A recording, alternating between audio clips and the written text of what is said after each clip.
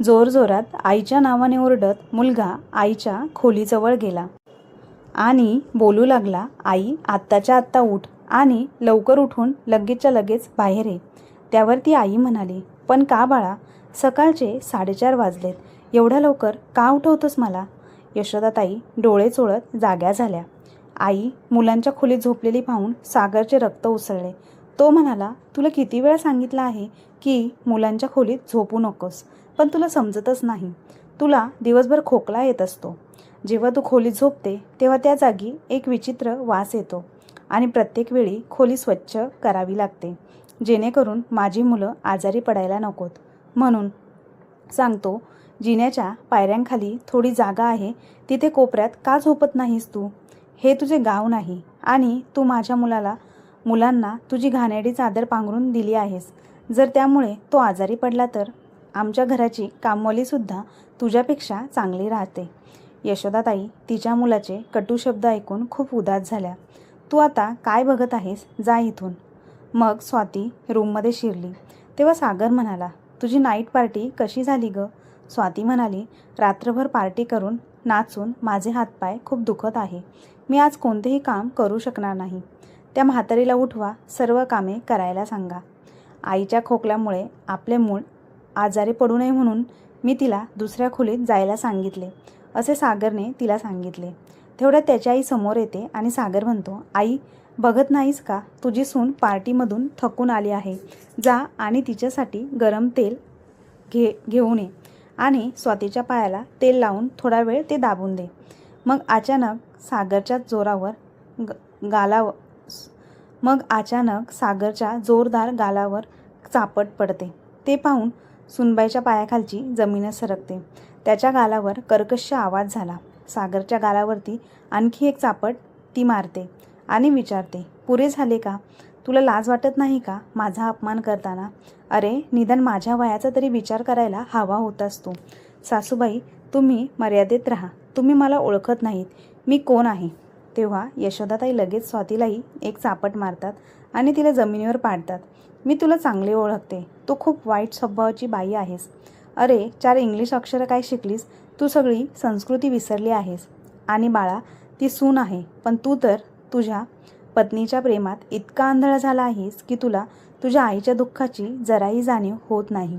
आणि आज तू काय म्हणालास? आज तुमच्या मुलाला आईची चादर पांघरल्याने संसर्ग होतो, कारण मला म्हातारपणी सर्दी खोकल्याचा त्रास होत आहे म्हणून. पण लहानपणी मी तुला कधीच माझ्यापासून दूर ठेवले नाही. तू निमोनिया, मलेरिया अनेक आजाराने त्रस्त होतास, तेव्हा मी कधीच तुला माझ्यापासून दूर केलं नाही. तुम्ही लोक स्वतःला सुशिक्षित म्हणता. शिक्षित होऊन माणूस तुझ्यासारखा झाला की मोठा झाल्यावर आईवडिलांशी असे गैरवर्तन करत असेल तर तुमच्यासारख्या सुशिक्षित मुलांना लाज वाटावी यापेक्षा अशिक्षित असणे बरे. निदान त्याला आपल्या सभ्यतेची, संस्कृतीचे भान तरी राहते. मी तुला याच दिवसासाठी वाढवले होते का की म्हातारपणी तू माझा स्वाभिमान पूर्णपणे उद्ध्वस्त करशील? मी तुला आजपर्यंत काहीही बोलले नाही, पण आज तू तुझ्या बायकोसमोर माझी इज्जत उधळलीस. पण आता पुरे, मी तुम्हा लोकांचे काहीच ऐकणार नाही. तुमचे काय करायचे ते मला चांगलेच माहिती आहे. आईचे हे रूप पाहून सून आणि मुलगा दोघेही स्तब्ध झाले. आई इतकं धाडस दाखवू शकते असं त्यांना कधीच वाटत नव्हतं. असं म्हणत यशोदाताई तिच्या खोलीत आल्या आणि रडायला लागल्या. मी त्यांच्यासाठी काय काय नाही केलं, पण आज त्याने सर्व काही. यशोदाताईंनी अनेक अडचणींना सामना करून आपल्या मुलाला वाढवले आणि त्याला सक्षम केले. ते फक्त तिच्या मनालाच माहिती होतं. सुदैवाने तिच्या पतीच्या निधनानंतर तिला एका शाळेत नोकरी लागली आणि तिच्या मुलालाही शाळेत मोफत शिक्षणाची संधी मिळाली. शाळेतच एक खोलीही भेटली. शाळेची साफसफाई करून तिने मुलाला शिकवले आणि नोकरी लागल्यावर त्याने एका मुलीशी लग्न केले. तिला वाटलं की सून आली तर इतकी वर्ष सहन करत असलेला एकटेपणा संपेल. पण कुणाला कितीही हवं असलं तरी त्याला ते मिळतंच असं नाही. आंघोळ आणि खाण्यावरही बंधने आली होती. आज तिची सून आणि मुलाच्या लग्नाचा वाढदिवस होता आणि ती घराबाहेर एका छोट्याशा खोलीत त्या आपल्या पलंगावर पडल्या होत्या. तेवढ्यात अचानक दारावर आवाज आला आणि दरवाजा उघडला. 2 माणसे यशोदाताईंना खाटेसह उचलून बाजूला ठेवतात आणि यशोदाताई घाबरून उठतात आणि त्यांना विचारतात, हे सर्व काय चालले आहे? तेव्हा एक माणूस म्हणाला, आम्हाला या खोलीचा पंखा काढायला पाठवलं आहे, म्हणून आम्ही तुम्हाला सरकवलं. तेव्हा यशोदाताई म्हणाली, तुम्हाला पंखा काढायला कोणी पाठवलं? माझ्या सुनेने का? तेवढ्यात स्वाती त्या खोलीत आली आणि म्हणाली, अरे लवकर काढा हा पंखा, बाहेर वरांड्यात लावायला लागेल, थोड्याच वेळात पाहुणे यायला लागतील. त्यावर यशोदाताई म्हणाल्या, सुनबाई, हा पंखा काढून कुठे नेत आहात? मग मी इथे पंख्याशिवाय कशी राहणार? इथे खूप गरम आहे, वर पंखाच नसेल तर झोप कशी येणार? यशोदाताईंच्या या विधानामुळे स्वाती सासूबाईला ओरडत म्हणते, ए म्हातारे, तुला हे छप्पर आणि दिवसातून 3 वेळा जेवण हवे आहे ना, त्याबद्दल तू माझे आभार मान. राणीला पलंग आणि पंखा हवा होता. वीज बिल किती येतं माहिती आहे का? कसं करणार? दिवसभर पडून राहतेस, याशिवाय तुम्ही आणखी काय करता येतं? बिचाऱ्या यशोदाताईंची आणखी काही बोलण्याची हिंमत होत नाही आणि त्या आपल्या खाटेवर जाऊन घाम पुसायला लागतात. आज घरी पार्टी होती. यशोदाताईंचा मुलगा सागर आणि स्वाती यांच्या लग्नाचा वाढदिवस होता. त्यासाठी संपूर्ण घर सजवले जात होते. सागर आणि स्वाती सर्व काम पाहत होते. तेव्हा मिठाईवाला स्वातीला म्हणतो, मॅडम, माझा सहाय्यक अचानक आजारी पडला, तर मी दुसऱ्याशी बोललो आहे. तो लवकरच येणार आहे, पण तो खूप आळशी आहे, हळूहळू काम करतो. त्यामुळे मी लगेच स्वयंपाकघराचे काम सुरूच करेल, पण मला आणखी एक सहाय्यक लागेल. तेव्हा स्वाती म्हणाली, तुम्हाला कोणत्या कामासाठी सहाय्यक लागेल? भाजी कापणे, भांडी धुणे आणि टेबल सेट करणे आणि पुऱ्या लाटण्यासाठी. स्वाती म्हणाली, काळजी करू नका, तुमच्या या माणसाला येण्यास तुम्ही मनाई करा. माझा एक सहाय्यक आहे जो एकटाच हे सर्व काम करेल. आणि थोड्या वेळाने ती यशोदाताईंना ओढून घेऊन आली आणि म्हणाली, इथे मी तुम्हाला मदतीसाठी आणलं आहे. परंतु हलवाई म्हणाला, पण ही तर आजी खूप म्हातारी आहे, ती इतकं काम करू शकेल का? ती इतकी मोठी भांडी कशी धुणार? काही बोलण्याची गरज नाही. स्वाती म्हणाली, तू तुझे काम कर आणि तिला तिचे काम सांग. असं म्हणत स्वाती तिथून निघून गेली. तर हलवाई यशोदाताईंना म्हणाला, आई, तुम्ही इथे बसा आणि या सगळ्या भाज्या कापून द्या. आई, मला सांगा, घरी दुसरे कोणी नाही का? या वयातही तुम्ही काम करायला आलात. मला मान्य आहे, कोणतेही काम लहान किंवा मोठे नसते, पण तुमचे वय बघ. काय सांगू बेटा? यशोदाताई म्हणाली, नशीब खराब असेल तेव्हा वयालाही हार मानावी लागते. आता जी मला इथे सोडून गेली आहे ती माझी सून आहे. काय, ती तुमची सून आहे? म्हणजे या घराची मालकीण होऊन तुम्ही या घरात काम करताय, पण का? त्यावर यशोदाताई म्हणाली, मी एक वृद्ध स्त्री आहे, जिच्यावर तिचा मुलगा आणि सून उपकार करतात. 2 वेळची भाकरी देतात, मग ती शिळी असेल तरी खावी लागते, आणि घालायला कपडे दिले तर ते जुने आणि फाटलेले असतात. राहायला घर आहे, पण सगळी कामे करावी लागतात. या वयात आपल्याला मुलांकडून हे सगळं भोगावं लागत आहे. हे माझं दुर्दैवच आहे. शेवटी नशीब, आणि अजून काय बोलणार? तो यशोदाताईंचे बोलणे लक्षपूर्वक ऐकत होता. आणि मग यशोदाताई म्हणाल्या, चल बाळा, आता काय करायचं आहे ते मला सांग. माझी हाडं जुनी आहेत, ती जरा हळूहळू काम करतील. जर तिच्याबद्दल बोलायला लागलं तर कामात आणखी विलंब होईल. त्यावर तुझं आणि माझ्या सुनेचे बोलणे मला खावे लागतील. काही वेळाने पाहुणे येऊ लागले. मग स्वाती स्वयंपाकघरात आली आणि म्हणाली, ऐक म्हातारे, तुला बाहेर पडण्याची गरज नाही कोणत्याही परिस्थितीत. मी सर्व पाहुण्यांना तू तीर्थयात्रेला गेली आहे असे सांगितले आहे, त्यामुळे चुकूनही तोंड दाखवू नकोस. त्यानंतर पार्टी सुरू होते. दिवसभर किचनमध्ये बसून यशोदाताईंची प्रकृती बिघडली होती, पण यशोदाताईंना बाहेर जाऊ दिले जात नव्हते. काही तासांनी हलवाई यशोदाताईंना म्हणाला, आई, पार्टी संपतच आहे, आता तुम्ही जेवण करा आणि मगच बाहेर जा, आणि आता थोडी विश्रांती घ्या. यशोदाताईंनाही खूप भूक लागली होती. सकाळपासून किचनमध्ये बसून त्यांना काही खाता येत नव्हतं, कारण स्वातीची नजर पूर्णपणे त्यांच्यावर होती. जर चुकून यशोदाताईंनी काही खाताना पाहिले असते तर ती म्हणाली असती, आता तुमचे पोट भरले आहे, असे बोलून त्यांना जेवण दिले नसते. जेव्हा पाहुणे निघून गेले आणि स्वाती स्वयंपाकघरात आले तेव्हा तिने हलवाईला पैसे दिले. तो म्हणाला, मॅडम, कृपया मला भांडी धुण्याचा साबण द्या, माझा माणूस सगळी भांडी धुवून देईल, आणि त्याला थोडे पैसे द्या. तेव्हा स्वाती म्हणाली, जर माझ्याकडे भांडी धुणारे आहे तर मी तुम्हाला पैसे का देऊ? मी कोणालाच काही देणार नाही. तुम्ही एक काम करा, जे उरलेलं अन्न असेल ते घेऊन जा. तेव्हा हलवाई म्हणाला, पण मॅडम, ती थकलेली आई एवढी भांडी कशी धुणार? थोडे पैसे द्या माझ्या माणसाला, तो सगळी भांडी धुवून देईल. स्वाती म्हणाली, तुला काळजी आहे ना या म्हातारीची? तुला तुझ्या कामाचा मोबदला मिळाला आहे, आता निघ इथून. मी इथे समाजसेवा करायला बसली नाही. तो म्हणाला, चला मॅडम आम्ही जातो. स्वाती म्हणाली, हे सगळं घेऊन जा, काहीच उरू देऊ नको. तो म्हणाला, पण मॅडम आईने सुद्धा काही खाल्लं नाही. ती कामात व्यस्त होती आणि खूप अन्न शिल्लक आहे. त्यांच्यासाठी काहीतरी राहू द्या. त्याने हे सांगताच स्वाती म्हणाली, तुम्ही इथून जाता की नाही? मी तुमच्याकडून हे अन्न घेऊ? असो ही म्हातारी बाई असे अन्न पचवू शकत नाही. बिचारा हलवाई आणखी काय बोलणार. त्याने यशोदाताईंकडे दयेच्या नजरेने पाहिले आणि तो निघून गेला. तो जाताच स्वाती यशोदाताईंना म्हणाली, ऐक म्हातारी, अजून कामं संपलेली नाहीत. संपूर्ण भांडी धुवून घे. त्यानंतर ही जागाही साफ करावी लागेल. त्यावर यशोदाताई म्हणाली, स्वाती, तू त्यांना सर्व अन्न एकत्र देऊन टाकलंस. आता मी काय खाऊ? मला खूप भूक लागली आहे. स्वाती म्हणाली, हे सर्व काम आधी पूर्ण कर, मग तुला मी जेवण देईल. मला माहिती आहे की तुला अगोदर जेवण मिळाले तर तू आळशीपणाने काम करशील. म्हणून आधी काम संपव, मग तुला जेवण मिळेल. तेव्हा यशोदाताई म्हणाली, तू मला जेवायला काय देणार आहेस? स्वाती म्हणाली, म्हातारे, तुला काय वाटतं, आज घरी पार्टी आहे तर तुला पार्टीतले जेवण भेटेल का? तुझं जेवण फ्रीजमध्ये पडून आहे.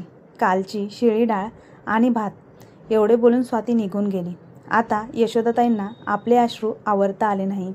ती सकाळपासून काम करत होती. तोंडात एक तुकडाही घातला नव्हता. पण शेवटी तिला काय मिळालं? तीच शिळी डाळ आणि भात. यशोदाताई म्हणाली, मी असे कोणते पाप केले आहे की मला हे दिवस पाहावे लागले? यशोदाताईंनी विचार केला, भूक तर मिटवावीच लागेल, भले ती शिळी डाळ भात का असेना. असा विचार करून त्यांनी इतर भांडी गोळा करायला सुरुवात केली. पण जेव्हा ती कढईचे झाकण काढते तेव्हा तिला धक्काच बसतो, कारण तिथे थोडे जेवण होते. तेव्हा तिला आश्चर्य वाटले आणि तिने सगळ्या भांड्यांची झाकण काढली. प्रत्येक भांड्यात थोडेसे अन्न होतेच. तिला समजले की हे हलवाईचेच काम आहे. सर्व अन्न घेताना त्यांनी माझ्यासाठी थोडे सोडले. यशोदाताईंनी त्याचे मनापासून आभार मानले आणि पटकन पुरी, हलवा आणि लाडू खाऊ लागल्या. यशोदाताई त्या मोठी भांडी मोठ्या प्रयत्नाने धुत होत्या. तेव्हा त्यांचा मुलगा सागर तिथे आला आणि म्हणाला, हे काय आई, अजून जोर लाव, एवढं खाल्लेलं सगळं कुठे जातं? हे ऐकून यशोदाताई म्हणाल्या, हो बेटा, मी खूप खाते, पण मला कळतच नाही की लोक आपल्या मुलांसाठी देवाकडे इतकी विनंती प्रार्थना का करतात. जी मुलं मोठी होऊन आईवडिलांशी असं वागतात, त्यापेक्षा निपुत्रिक असणं बरं असतं. तेव्हा सागर म्हणाला, तू मला जन्म देऊन माझ्यावर खूप उपकार केले नाहीस. अरे, तू मला जन्म दिला नसता तर कदाचित आज मी श्रीमंत घरात जन्मलो असतो.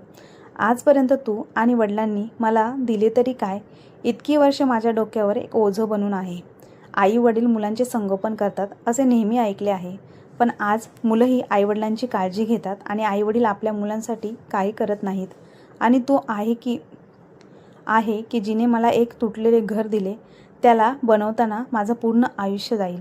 जाऊ दे, ते सोड. किमान घराच्या कामात मदत केली असतीस तर माझा थोडा खर्च वाचेल. आपल्या मुलाचे बोलणे ऐकून यशोदाताईंचे डोळे भरून येतात आणि ती विचार करते की मुलं कशी विसरतात की त्यांचं आयुष्य हे त्यांच्या आईवडिलांनी दिलेली देणगी आहे, जी त्यांना भरभरून देतात, ज्याची परतफेड ते आयुष्यभर करू शकत नाही. एके दिवशी यशोदाताई घराच्या अंगणात झाडू मारत असताना हलवाई तिथे आला. त्याला पाहून अंगणात बसलेली स्वाती म्हणते, काय झालं तुला, काय हवंय?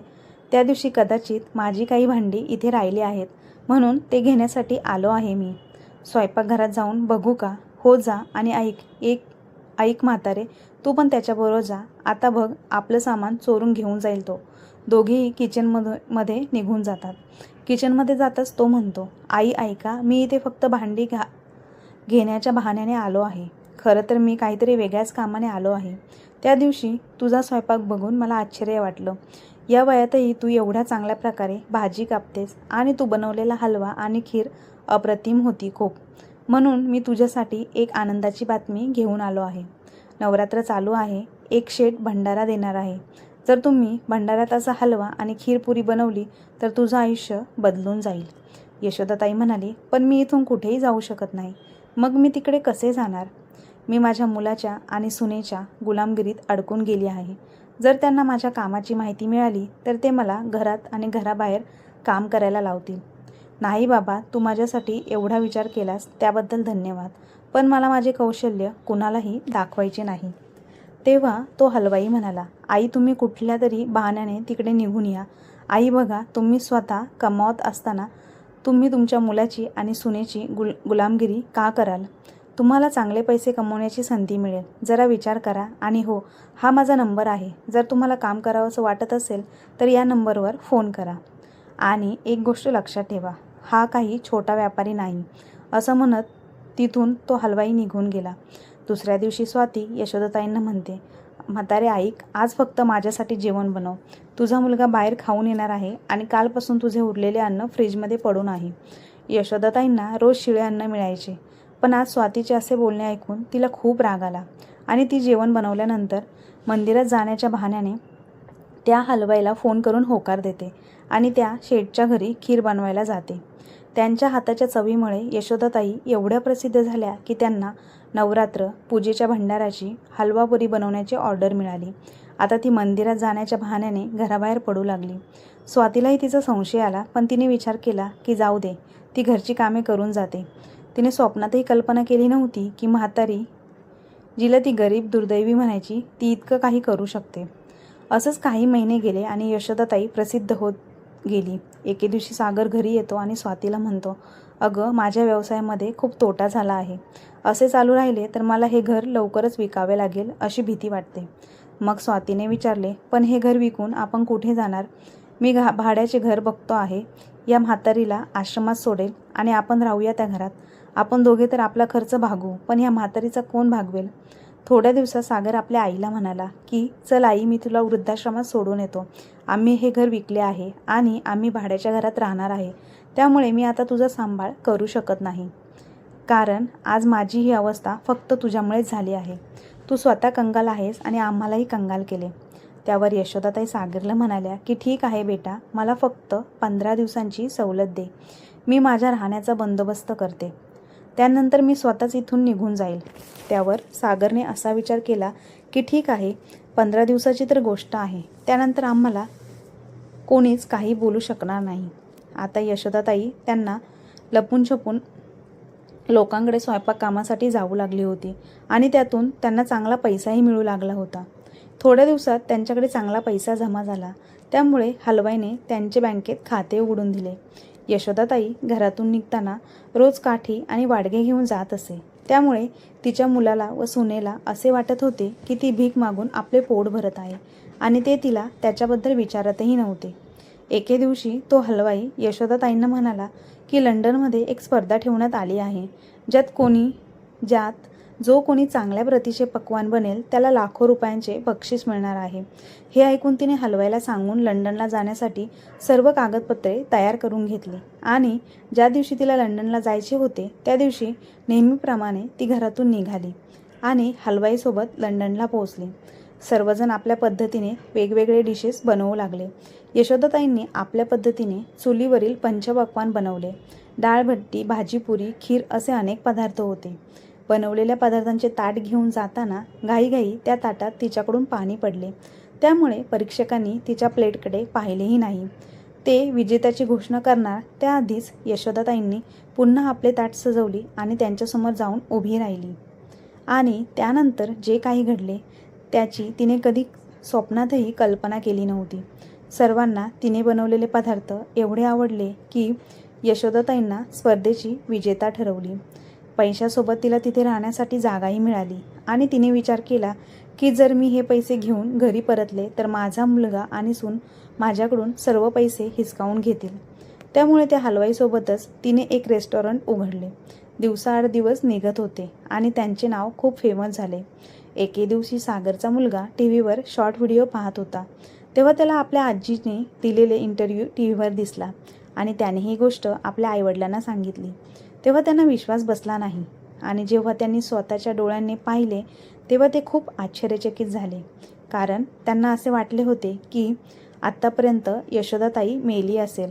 हे पाहून त्यांच्या मनात आता लोभ निर्माण झाला आणि थोड्या दिवसात ते विमानाने आपल्या आईजवळ पोचले. आई तिकडे त्यांना खूप थाटात दिसली. त्यांनी तर तिला भिकारीच बनवून ठेवले होते. दोघेही तिच्या पाया पडून तिच्याकडून माफी मागू लागले. यशोदाताईंनी दोघांनाही ओळख दिली नाही, पण त्यांना म्हणाली की जाण्याआधी जेवण करून जा, कारण आमच्या संस्कृतीत अतिथी देवो भव म्हणतात. तुमच्यासारखं मी तुम्हाला उपाशी मारणार नाही. आणि यशोदाताईंनी आपल्या नातवंडांना शिक्षणासाठी काही पैसे दिले आणि ती आता विदेशात राहून आपलं आयुष्य जगत होती. तर मित्रांनो, आपल्या आईवडिलांना किंवा दुसरा कोणीही असू दे, कधीही इतरांना कमी समजू नका. म्हातारपणात आईवडिलांना पोटचा मुलगाच जर त्रास देत असेल तर देव त्याला नक्की शिक्षा देणार. तर मित्रांनो, तुम्हाला आजची ही हृदयस्पर्शी कथा कशी वाटली कमेंट बॉक्समध्ये नक्की कळवा. आणि आजची कथा आवडली असल्यास आपल्या चॅनलला लाईक, शेअर, सबस्क्राईब नक्की करा. आणि अशाच नवनवीन कथा ऐकण्यासाठी नोटिफिकेशन बेलवर क्लिक करायला विसरू नका. धन्यवाद.